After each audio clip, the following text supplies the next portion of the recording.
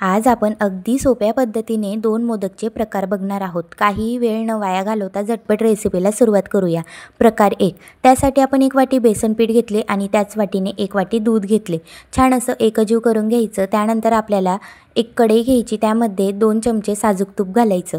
हे तूप वितळल्यानंतर त्यामध्ये आता आपण जे बॅटर तयार केलेले होते ते यामध्ये घालून घ्यायचं आणि लगेचच एकजीव करायचं.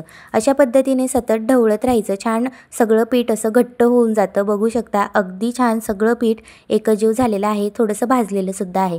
त्यानंतर पाववाटी खोबऱ्याचे किस घ्यायचे, ते सुद्धा यामध्ये टाकून सतत असं एकजीव करून घ्यायचं. त्यानंतर छान चव यावी म्हणून थोडंसं चिमूटभर इलायची पावडरसुद्धा टाकून घेतलेलं आहे. त्यानंतर ते सगळं एकजीव झाल्यानंतर एका ताटात आपल्याला काढून घ्यायचं आहे. असं छान एकजीव करून आपल्याला ते गार व्हायला ठेवायचं. थोडंसं गार झालं की त्यामध्ये आपल्याला पिठी साखर टाकून घ्यायची आहे. ही साखर एकजीव करून घ्यायची. साखर आपण दळून घेतल्यामुळे लगेचच वितळून जाते. त्यानंतर अशा प्रकारे एकजीव केल्यानंतर आपण एक मोदकचा साचा घेतलेला आहे. त्या साच्यामध्ये आपल्याला हे सारण भरून घ्यायचं आहे. अशा पद्धतीने छान आपण दाबून सारण भरून घेणार आहोत आणि ह्याच प्रकारे सगळे मोदक साच्यामध्ये तयार करून घेणार आहोत. बघू शकता अगदी छान असे मोदक तयार झालेले आहेत.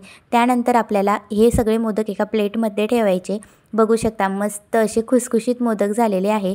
गणपती बाप्पाच्या प्रसादासाठी तुम्ही अगदी झटपट 10 मिनिटात ही रेसिपी बनवू शकतात.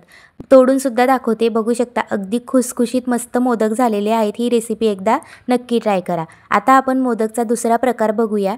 त्यासाठी आता एक कढई घेतली, त्यामध्ये 1 चमचा साजूक तूप टाकून घ्यायचे. त्यानंतर 1 वाटी आपल्याला डेसिकेटेड कोकोनट घ्यायचे आहे. हे बाजारात सहजच मिळून जाते.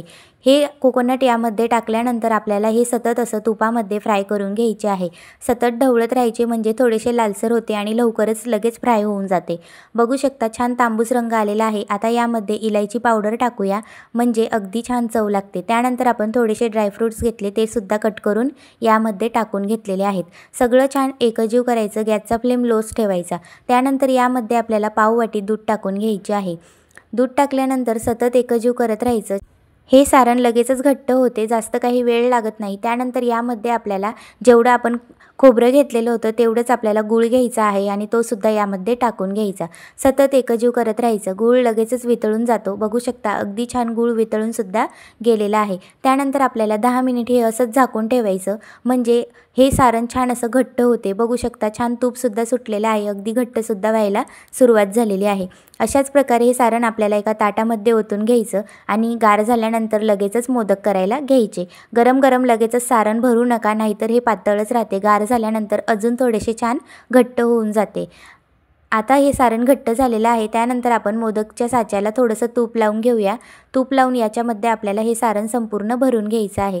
साचा फोल्ड करून घ्यायचा आणि सारण अशा पद्धतीने छान आतमध्ये दाबून प्रेस करून भरून घ्यायचं. अगदी छान मोदक तयार होतात. दोघीही रेसिपी अगदी झटपट आणि पटकन बनवलेल्या आहेत आणि दोन्ही रेसिपी खायला पण खूपच टेस्टी लागल्या होत्या. तुम्ही या गणपती बाप्पामध्ये प्रसादासाठी, नैवेद्यासाठी अगदी झटपट ह्या एक दिवसाआड रेसिपी बनवू शकतात. बघू शकता मस्त असे खुसखुशीत खोबऱ्याचे मोदकसुद्धा तयार झालेले आहेत. दिसायलासुद्धा अप्रतिम दिसत आहे. खायला तर तेवढेच टेस्टी होते. या गणपती बाप्पामध्ये तुम्ही ह्या दोन्ही रेसिपी प्रसादासाठी नक्की ट्राय करा.